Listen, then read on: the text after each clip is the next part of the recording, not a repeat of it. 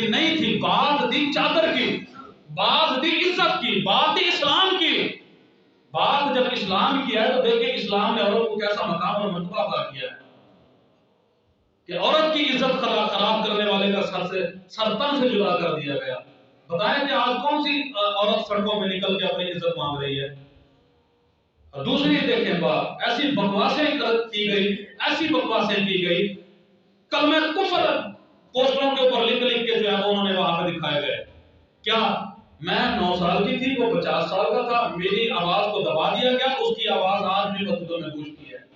کس کے اوپر یہ کہا گیا؟ پتہ ہے آپ لوگوں کو؟ ڈائریکٹ نبی پاک صلی اللہ علیہ وسلم کے اوپر یہ بکواس کی گئی ہے۔ حضرت عائشہ کی بات کی گئی ہے نا، ہمارے لوگ پتہ نہیں کہاں سوئے ہوئے ہیں، سمجھ سے باہر ہے۔ حضرت عائشہ کے اوپر بات انہوں نے لگائی ہے، میں 9 سال کی تھی، میری آواز کو دبا دیا گیا، وہ 50 سال کا تھا، آج بھی اس کی آواز جو ہے وہ مساجد کے اندر گونجتی ہے۔ کس کے اوپر یہ بات کی گئی ہے؟ نبی پاک صلی اللہ علیہ وسلم کے اوپر بات کی گئی، حضرت عائشہ پہ بات کی گئی ہے، اور یہ سریعاً کفر ہے۔ لوگ اس کو سمجھتے ہی کچھ نہیں ہے۔ میرا جسم میری مرضی، میرا جسم میری مرضی۔ جسم کس کا ہے؟ اللہ کا۔ جب قبر میں جائیں گے تو لگ پتا جائے گا کہ جسم کس کا ہے، لگ پتے جائیں گے کہ جسم کس کا ہے۔ یہ زندگی بھی رب نے دیا، زندگی کے اوپر مرضی بھی اللہ کی چل رہی ہے۔ بات سمجھ میں آ رہی کہ نہیں آ رہی؟ میرا اگر دیکھیں نا، کورونا پھیلا ہے، یہی میرا جسم میری مرضی والوں سے یہی سوال ہے، ذرا روک کے دکھائیں نا اس کورونا کو اپنے اوپر سے۔ پھر بھاگتے پھر رہے تھے ہمیں ویکسین مل جائے، ہم فلاں ہو جائے، ہمیں یہ ہو جائے۔ اب تمہارا جسم تمہاری مرضی کہاں گئی؟ کورونا آئی اس لیے تھا دنیا کو دکھانے کے لیے کہ تمہارا جسم تمہاری مرضی نہیں، جسم بھی رب کا ہے، مرضی بھی رب کی ہے۔ جسم بھی رب کا ہے، مرضی بھی رب کی ہے۔ یہ تو مجھے ایک بات یاد آئی حضرت ابراہیم بن ادم رحمۃ اللہ تعالیٰ علیہ کی۔ ایک نوجوان آیا تھا نا گناہ کی اجازت لینے کے لیے کہ حضور مجھے اجازت دے دیں کہ میں گناہ کر لوں۔ اس میں آپ نے ایک شرط رکھی تھی، آپ نے فرمایا کہ جب تیری موت کا وقت آئے نا، تیری موت کا نزع کا وقت آئے، تو اس وقت حضرت اسرائیل علیہ السلام کو کہنا کہ میں اپنی روح کا وضع نہیں ہونے دیتا۔ تو وہ نوجوان نے پتہ کیا کہا تھا کہ حضور یہ کیسے ممکن ہے؟ میرے اندر تو اتنی طاقت بھی نہیں ہے کہ میں حضرت اسرائیل علیہ السلام کو روکوں، وہ تو بڑی مہم شکل میں آئیں گے، وہ تو اس شکل میں آئیں گے، میرے اندر ایسی طاقت اور بساط نہیں ہے کہ میں ان کو روک سکوں۔ آپ رحمت اللہ علیہ نے فرمایا کہ جب تیرے جسم پہ تیرا حکم چل ہی نہیں سکتا تو گناہ کرنا چھوڑ دینا۔ یہ نصیحت ان لوگوں کے لیے جو کہے کہ میرا جسم میری مرضی، میرا جسم میری مرضی نہیں، نعرہ ایک ہی ہے، جسم بھی اللہ کا، مرضی بھی اللہ کی ہونی ہے۔ وگرنہ معراج پر جب نبی پاک صلی اللہ علیہ وسلم گئے نا تو حضور علیہ السلام نے جہنم کے اندر عورتوں کی ایسی کثیر جماعت دیکھی، ان عورتوں کی کثرت دیکھی ہے۔ فرمایا کہ جو بے پردگی کرتی تھی، کیا کرتی تھی؟ بے پردگی، کھلے بال چھوڑ کر معاشرے کو دکھاتی تھی۔ حضور نے فرمایا کہ میں نے کثرت دیکھی ہے وہاں پر عورتوں کی۔ تو بتائیں، مجھے تو لگتا ہے کہ یہ میرا جسم میری مرضی والی ساریاں وہاں پہ موجود ہوتی ہیں۔ سمجھ آ گئی؟ حقیقت تو یہی ہے۔ وگرنہ جتنے اسلام نے عورت کو حقوق دیا، آج تک کسی مذہب نے اتنے حقوق نہیں دیے۔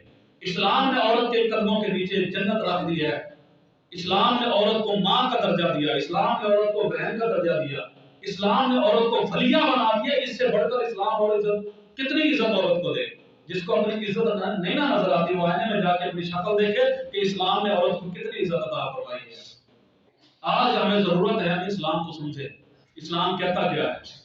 اگر ان کو اتنی آزادی چاہیے تو یہ اپنے گھروں میں جا کر جو مرضی کریں، لیکن سڑکوں پہ آ کر اسلام پر مذاق نہ اڑائیں۔ سڑکوں کے اوپر آ کر اسلام کے خلاف کسی کو بھی اس طرح کی بےہودیاں کرنے کی اجازت نہیں ہے۔ یہ تو اللہ کے محبوب علیہ السلام کا ہمیں شکر ادا کرنا چاہیے کہ یا رسول اللہ آپ کا شکر ہے کہ آپ کی دعاؤں کا صدقہ آپ کو امت بچی ہوئی ہے۔ وگرنہ کیا ہوتا؟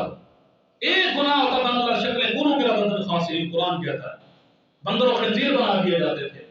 لیکن آج کیا ہوتا ہے؟ اربوں گناہ جو پچھلی امتوں میں تھا آج اس امت کے اندر موجود ہے۔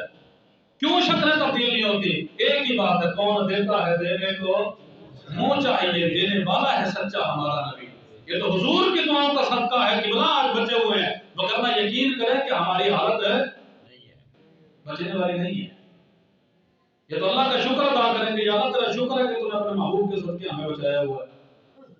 ٹھیک ہے، تو یہ ایک میں اس ضمن میں ایک بات آئی تو جو میں نے بیان کر دی.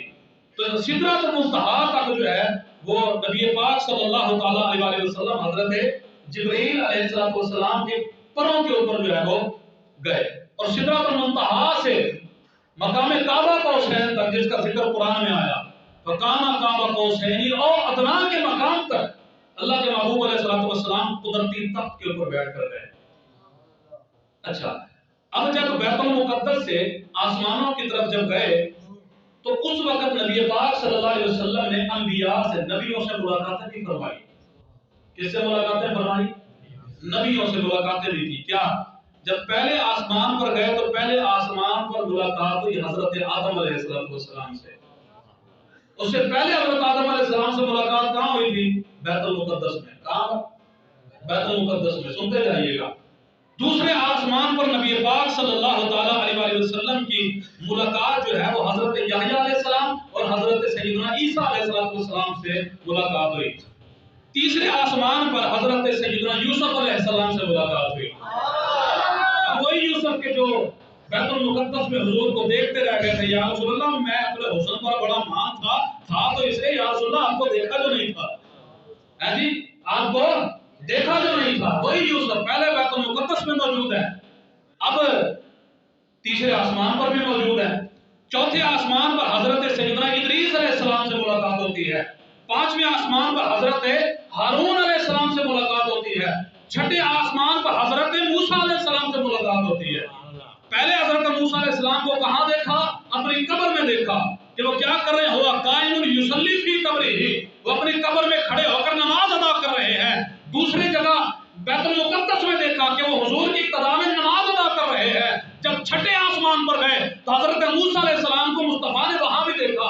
وہ قبر میں بھی ہے, وہ بیت المقدس میں بھی ہے, وہ آسمانوں پر بھی ہے. بات ایک ہی ہے کہ میرے مصطفیٰ نے فرمایا ان اللہ تعالی حرم علی الارض ان تاکل اجساد الانبیاء, کہ اللہ نے زمین پر حرام کر دیا ہے کہ وہ نبیوں کے جسموں کو کھا نہیں سکتی. نبی اللہ حی یرزق, اللہ کے نبی زندہ ہوتے اور اللہ ان کو رزق بھی عطا فرماتا ہے. اللہ کے نبی کیا ہوتے ہیں؟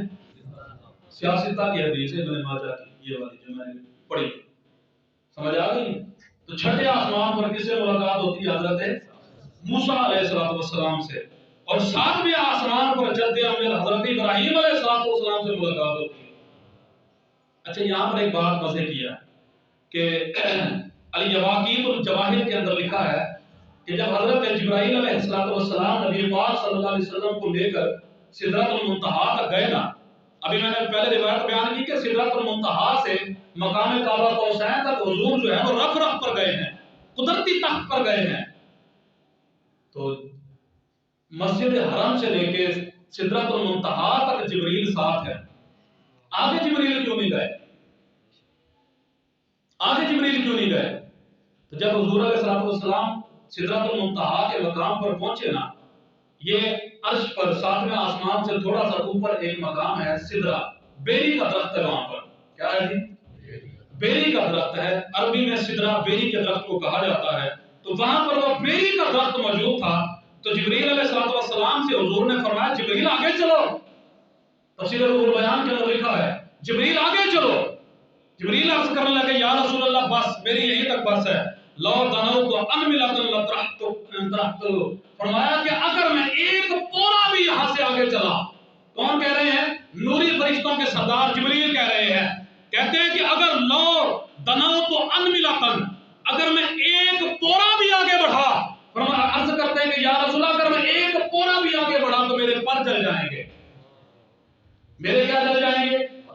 میں نے کہا وہ کون سا ایسا مقام تھا کہ جہاں پر نوری فرشتوں کا سردار بھی نہیں جا سکا لیکن محمد مصطفیٰ گئے, لیکن حضور گئے ہیں. بات کو ذرا سمجھیے گا, جو میں نقطہ بیان کرنا چاہتا ہوں ذرا سمجھیے گا. سدرۃ المنتہا کے مقام سے اوپر جبریل کہتے ہیں کہ یا رسول اللہ اگر میں ایک پورا بھی آگے گیا, لو تنوت ان ملتن, اگر میں ایک پورا بھی آگے گیا تو میرے پر کیا ہو گئے؟ چل جائیں گے. جہاں نور نہیں جا سکتا بشر کیسے جا سکتا ہے؟ نور کی جو طاقت ہے, نور کی جو حیت ہے وہ بشر سے زیادہ ہے. اب مجھے سوال ان لوگوں سے کرنا ہے کہ جو بشر اور نور کے رٹ لگاتے ہیں، اگر جبریل امین علیہ السلام فرماتے ہیں، کہتے ہیں لو دنو تو ان ملتن، اگر میں ایک بورا بھی آگے گیا میرے پر جل جائیں گے. نوری فرشتوں کے سردار کے جو ہے ہی نور، وہ کہتے ہیں میرے پر جل جائیں گے. تو حضور کو بشر کی رٹ لگانے والوں سے سوال یہ ہے کہ بشر آگے کہاں سے جا سکتا ہے؟ بشر آگے کہاں سے جا سکتا ہے؟ بات ایک سی راز معراج محبتاں دا، سی راز معراج محبتاں دا نہیں سی کسے دی سمجھ وچ آن والا، صدیہ طالب گیا مطلوب ہوتے. سنیں ذرا اس شعر میں اس واقعے کی مطلب کہ جواب دے دیتا ہوں. صدیہ طالب تے گیا مطلوب ہوتے، جبریل سی صد لے جان والا، بازے آنکھ دے بن دروازیاں تو کہ میں پہنچیا عرشاں تے جان والا. ابر عقل نو ایتھے دخل کیے، ابر عقل نو ایتھے دخل کیے، جانے جان والا یا لے جان والا، جانے جان والا یا لے جان والا. یا تو رب جانتا ہے کہ وہ اپنے محبوب کو کیسے لے کے گیا ہے، یا محبوب جانتے ہیں کہ اللہ نے اپنے محبوب کو کیسے لے کے گئے ہیں. بات ایک ہی ہے. قرآن کہتا ہے وَالنَّجْمِ إِذَا هَوَىٰ مَا ضَلَّ صَاحِبُكُم وَمَا غَوَىٰ وَمَا يَنطِقُ عَنِ الْهَوَىٰ إِنْ هُوَ إِلَّا وَحْيٌ يُوحَىٰ. قرآن کہہ رہا ہے کیا اللہ تبارک و تعالیٰ نے اپنے محبوب علیہ السلام کو اس مقام کی سیر کرائی ہے جہاں تک کسی کی سوچ بھی نہیں جا سکتی، جہاں تک کسی کی سوچ بھی نہیں جا سکتی. وہ مقام کون سا ہے؟ ثم دنا فتدلی فکان قاب قوسین او ادنی. سورہ نجم 27واں سپارہ کیا ہے؟ ثم دنا، پس قریب ہوا. سنیں ذرا، حضور جب گئے نا قاب قوسین کے مقام پہ، قرآن کہتا ہے ثم دنا، پھر قریب ہوا، فتدلی، پس اور قریب ہوا، فکانا کعبہ قوسین او ادنا، کہ جتنا کمان کے اندر ایک تیر ہوتا ہے اتنا قریب ہوا، اتنا قریب، اتنا قریب. آگے پھر مفسرین نے اس کی تفسیر بیان کرنے سے منع فرمایا ہے. لیکن جب حضور معراج سے واپس آئے تو صحابہ نے یہ سوال پوچھا یا رسول اللہ صلی اللہ تعالیٰ علیہ وسلم اللہ کو دیکھا؟ میرے مصطفیٰ نے فرمایا ہاں دیکھا. یا رسول اللہ کیسا پایا؟ فرمایا کہ انا رأیت ربی فی احسن صورہ، کہ میں نے اللہ کو بڑی پیاری شکل میں دیکھا ہے، بڑے پیاری شکل میں دیکھا ہے.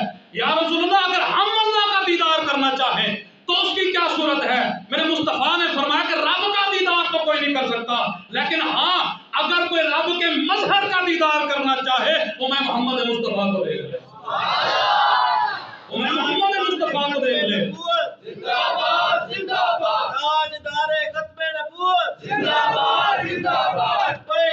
لبیک لبیک لبیک لبیک یا رسول اللہ، لبیک لبیک لبیک یا رسول اللہ. دوسری بات توجہ کریں، تو اللہ تبارک و تعالیٰ نے اپنے محبوب علیہ السلام کو واپسی پر تحفے کیا عطا فرمائے. یہ میں واقعہ معراج مختصر بیان کر رہا ہوں. تحفے کیا عطا فرمائے سنیں ذرا. پہلا تحفہ یہ ہے کہ نبی پاک صلی اللہ تعالیٰ علیہ وسلم نے ارشاد فرمایا کہ میں نے اللہ تبارک و تعالیٰ کو سر کی آنکھوں سے دیکھا ہے. میں نے اللہ کو سر کی آنکھوں سے دیکھا. حضور فرماتے ہیں میں نے کھلی آنکھوں سے رب کا کیا کیا ہے؟ دیدار کیا ہے. تفسیر کشاف کے اندر یہ روایت موجود ہے. اور پھر فتح الباری کے اندر، شرح بخاری کے اندر فرماتے ہیں محبوب علیہ السلام نے فرمایا کہ میں نے دوسرا تحفہ یہ ہوا کہ میں نے اللہ سے بغیر کسی واسطے سے کلام کیا ہے. اچھا یہاں پر ایک اور مزے کی بات ہے. حضرت موسیٰ علیہ السلام کو حضور پر جاتے تھے رب سے ہم کلام ہونے کے لیے. اللہ نے کبھی حضرت موسیٰ علیہ السلام کو اپنا دیدار نہیں کرایا. ایک دن حضرت موسیٰ علیہ السلام نے عرض کیا یا رسول اللہ میں دیکھنا چاہتا ہوں. اللہ نے فرمایا موسیٰ لن ترانی، تو نہیں دیکھ سکتا. یا اللہ میں دیکھنا چاہتا ہوں. تجلی ایک تجلی ڈالی کوہ طور پہ. موسیٰ علیہ السلام بے ہوش ہو کے کوہ طور پہ تشریف لے آئے. تو بات پتہ کیا ہے؟ وہ کلیم اللہ کا مقام یہ ہے کہ اللہ فرمائے لن ترانی موسیٰ تم نہیں دیکھ سکتا. وہ کلیم تھے، یہ حبیب ہے، وہ کلیم سے فرمایا نہیں دیکھ سکتا. یہاں پر تو محبوب کو خود دکھا رہا ہے، کلیم کو دکھایا نہیں. فرمایا کہ موسیٰ تو دیکھ نہیں سکتا، تیرے اندر اتنی طاقت نہیں ہے کہ تو دیکھے. لیکن محبوب کا مقام یہ ہے کہ رب کائنات فکانا قاب قوسین او ادنی کے مقام پہ بلا کے سامنے کھڑا کر کے فرمایا کہ میرے محبوب تو مجھے دیکھتا رہا ہے، میں تجھے तुझे देखता रहूं, तू मुझे देखता रहे, मैं तुझे देखता रहूं, ना तुम मुझसे जुदा हो ना मैं तुझसे जुदा हो जाऊं। इसलिए हुजूर ने फरमाया कि रब ने बगैर वास्ते के मुझसे क्या किया है, कलाम किया। फतहुल बारी जिल्द 8 सफ़ा नंबर 185। कोई कहे कि पता नहीं मौलाना अपनी तरफ से गप लगा के गए हैं, अल्लाह की इज्जत की कसम मैंने जब भी कोई रिवायत बयान किया बगैर दलील के नहीं की बात। फतहुल बारी शरह बुखारी, बुखारी की ये शरह फतहुल बारी। और दूसरी तीसरा तोहफा अल्लाह के महबूब को क्या दिया गया, सूरह बकरा की आखिरी आयत, आमन रसूल बिमा उनज़िला इलैहि मिन रब्बिहि वल मुमिनून। ये वाली आयत जो है ये अल्लाह ने अपने महबूब अलैहिस्सलातु वस्सलाम को क्या दी, तोहफा में अता फरमाई। और चौथा तोहफा जो अल्लाह ने अपने महबूब को दिया, अल्लाह ने फरमाया कि ए मेरे महबूब, अगर आपके उम्मतियों में से अगर मेरा कोई शरीक नहीं ना ठहराएगा तो मैं उसको सारी जिंदगी के लिए बख्शिश अता फरमा दूंगा। पांचवा तोहफा, बड़ा अहम तोहफा बता दें, नमाज पंजगाना।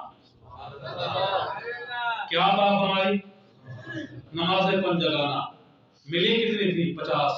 कितनी मिली थी, 50 नमाजें तोहफे में मिली थी।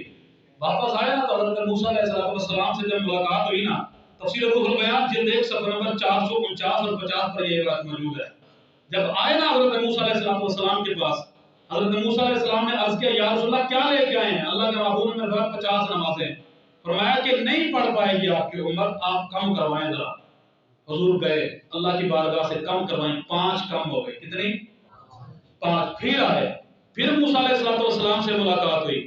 मूसा अलैहिस्सलाम ने फिर अर्ज किया, कितनी कम करवाएं, 5। या रसूलल्लाह ये भी नहीं पढ़ पाएंगे। हुजूर फिर गए, फिर 5 कम की, कितनी हो गई, 40। रिवायात में 9 दफा, कितनी मर्तबा, 9 मर्तबा जो है वो अल्लाह के महबूब अलैहिस्सलाम जो है वो अल्लाह की बारगाह में आते जाते रहे। किसकी कहने पे, मूसा अलैहिस्सलाम के कहने पे। या रसूलल्लाह नहीं पढ़ पाएंगे, 9 दफा हुजूर गए हैं, 45 नमाजें कम करवाई। मूसा अलैहिस्सलाम को भी पता था। फिर आए ना, या रसूलल्लाह अब 5 रह गई है, या रसूलल्लाह ये भी नहीं पढ़ेंगे। हकीकत है कि नहीं, वही काम हो रहा है कि नहीं हो रहा? या रसूलल्लाह ये भी नहीं पढ़ेंगे। तो अल्लाह के महबूब ने जो बात इरशाद फरमाई, यकीन करें उससे आगे तो हमें भी फिर थोड़ी सी कर लेनी चाहिए। क्या हुजूर ने फरमाया, अब मुझे अल्लाह की बारगाह में जाते हुए शर्म आती है, अब मुझे अल्लाह की बारगाह में जाते हया आती है कि मैं 5 से भी कम करवाऊं, है जी। तो यहाँ पर एक बड़ी मजे की बात फिर हो गई। क्या अल्लाह ने उसी वक्त फरमाया, ए महबूब बात यह है कि बेशक 5 हैं, लेकिन जो पाबंदी से पड़ेगा सवाब उसको 50 का दूंगा। बेशक 5 हैं लेकिन तेरे सबके जो 5 नमाजें पाबंदी से पड़ेगा सवाब कितने का दूंगा, 50 नमाजें। तो इतना बड़ा तोहफा अल्लाह ने अपने महबूब को दिया। तो बताएं कि वो तोहफा हिफाजत संभाल के रखना है या इधर उधर करना है? बोले यार, तोहफा संभाला जाता है कि इधर उधर किया जाता है? हाँ, ये अल्लाह के महबूब को इतना बड़ा तोहफा जो मिला है, तो इंशाअल्लाह नियत करेंगे इस तोहफे को संभाल के रखेंगे। समझ आ रही है? तो आज 27 रजब जुमे का दिन और बड़ा मुबारक दिन है।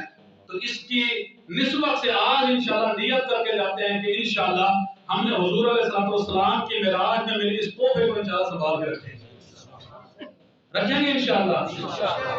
तो हुजूर की ज़ात पे ज़्यादा से ज़्यादा दुरूद पढ़ें, नमाजों की पाबंदी करें और अल्लाह के हुजूर से मसजूद होकर अल्लाह से अपने तमाम गुनाहों की माफी मांगे। या अल्लाह जिस तरह तो अपने महबूब को मेराज पे ले गया, सारे मामला दिखा। अभी तो वो जहन्नम के, वो दोज़ख के, वो सारे मामला तो बयान ही नहीं ना हुए कि किस तरह का अज़ाब हुजूर ने कैसा देखा, कैसा देखा, कैसा देखा। सिर्फ यही तक है कि अल्लाह ने अपनी उम्मत के लिए अल्लाह से बख्शिश मांगी, अल्लाह ने दे दी है। अगर महबूब के इस अमल के ऊपर कोई बंदा राजी रहेगा, अल्लाह उसको बख्शिश अता फरमाएगा। अगर नहीं तो जाहिर सी बात है कि फिर उसके अपने नामे अमाल की बात है। अल्लाह ताला हम सबको अमल की तौफीक अता फरमाए। आमीन बिजाह नबी अमीन सल्लल्लाहु